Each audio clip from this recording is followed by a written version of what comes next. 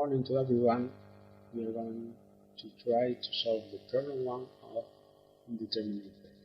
Okay, the first thing we have to do is to write the reactions as support. So we have here are the pin roller support, the vertical reaction R sub D, and in the fixed support A we have a vertical reaction R sub A, a horizontal reaction H sub A, and a moment, a reaction moment that we can draw, for example, clockwise M sub A.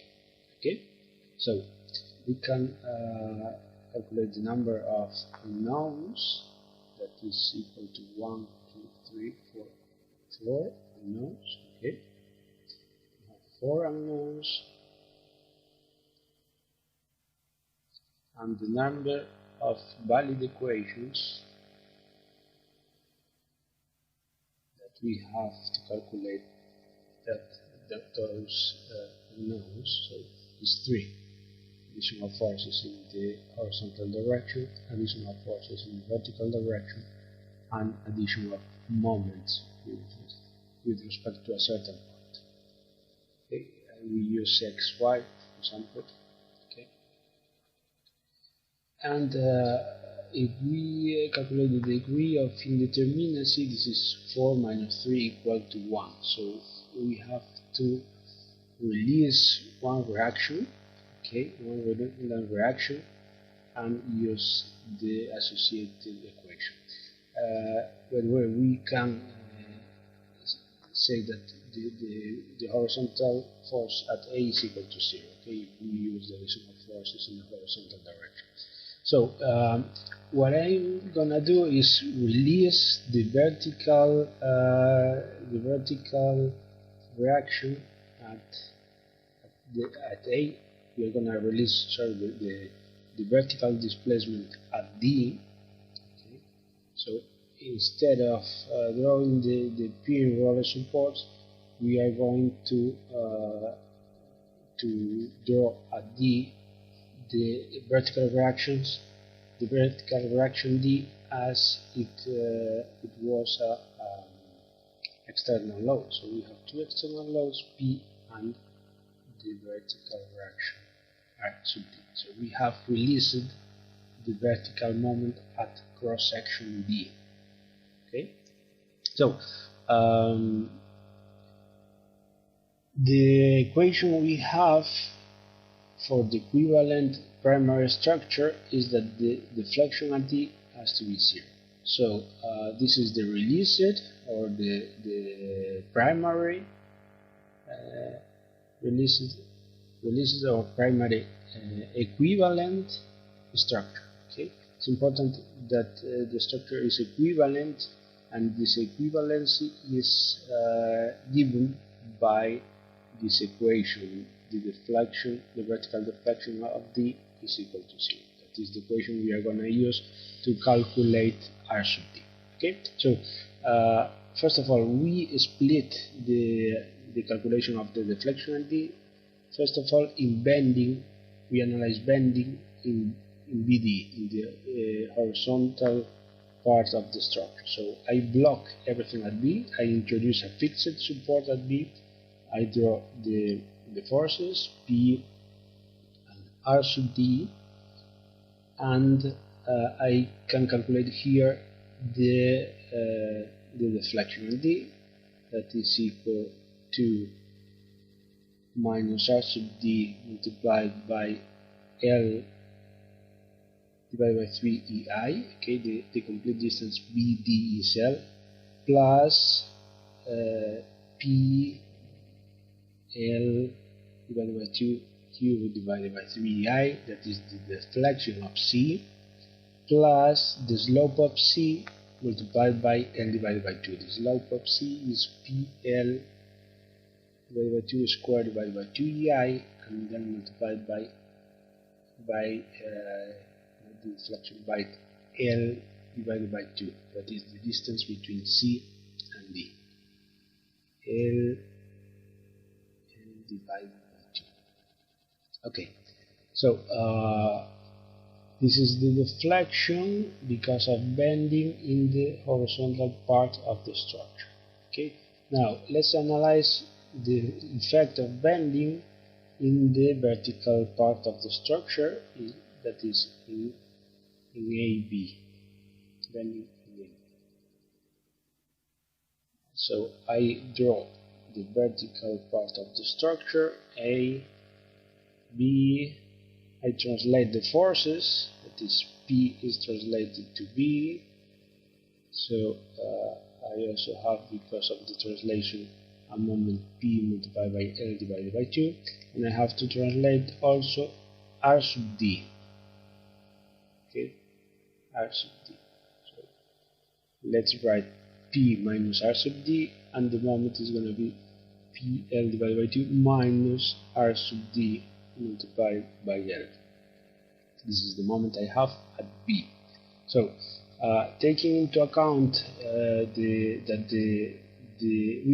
what we want is to calculate the deflection at D, I know that if I have a rotation, a clockwise rotation of B, D is gonna displace downwards. Okay, so this means that I have this kind of deformation because of bending. I have a rotation at B, and the deflection, the vertical deflection of D is gonna be this. The slope of B clockwise multiplied by the distance between B and D. There is a vertical deflection because of the force P minus R sub D axial load at AB, but this is very small in comparison to this deflection because of the slope at B. Okay, so the slope at B is equal to the moment multiplied by LBA divided by EI. So the deflection at D because of this slope is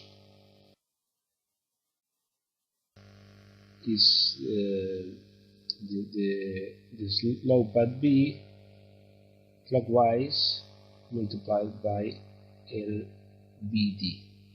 Okay, that is equal to L. So the deflection at D downwards is equal to PL divided by 2 divided by EI multiplied by L minus RDL square divided by EI equal to PL 2 EI minus R sub DL square divided by EI. Okay, so well, this is not L square, is L raised to the third power. Okay, we have to correct it. Well, as I told you before, the deflection of B because of axial force is much lower than the deflection of D because of the effect of bending. Okay, the deflections because of bending are much higher than the deflections because of axial load. Okay, so the deflection of D is equal to PL3 PL cubed divided by 2EI minus R sub D cubed divided by EI. Okay, so plus the deflection of D we calculated before. Okay.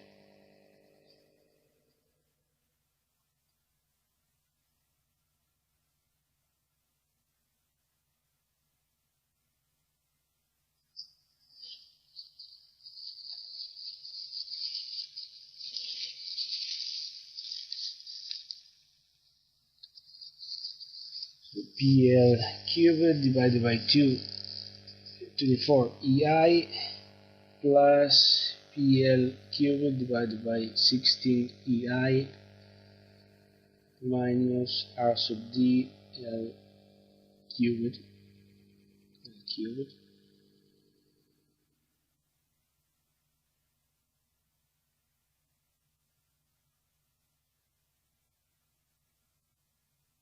Q divided by EI. And we correct the 2. We are writing that is not 2. So we have here to correct this. This is 2. This is 3. This is 3. This is 3 because we are calculating a deflection, not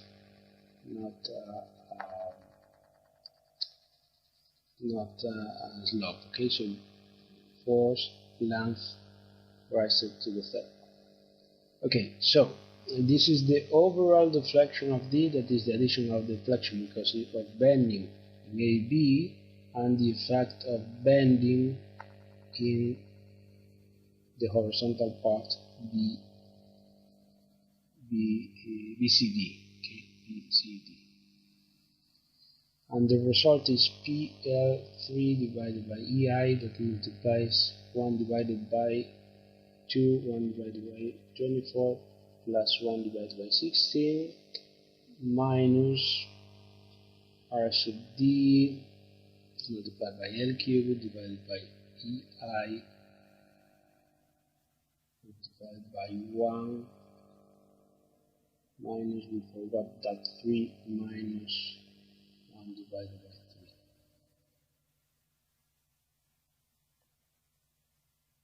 So the result is PL3 divided by EI multiplies everything divided by 48. So we have 24 plus 2 plus 3.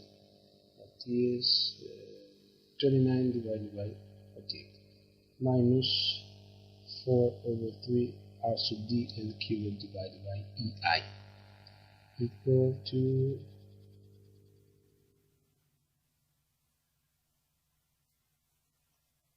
this is 29 divided by 48 PL cubed divided by EI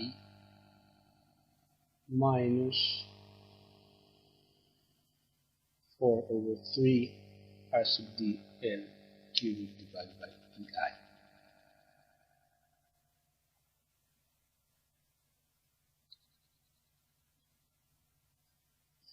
So we can make this equal to 0. Okay, remember that this was the initial equation, the deflection of t equal to 0. So 29 divided by 48p minus 4 over 3 R sub d is equal to 0, and this makes that R sub d is 3 divided by 4 multiplied by 29 over 48p. Okay, multiplied by p. And this is multiplied by p. And this is equal to 29 divided by 64 R sub d. P, sorry, R sub d equal to 29 divided by 64 p upwards. Okay, that is the direction we supposed at the beginning.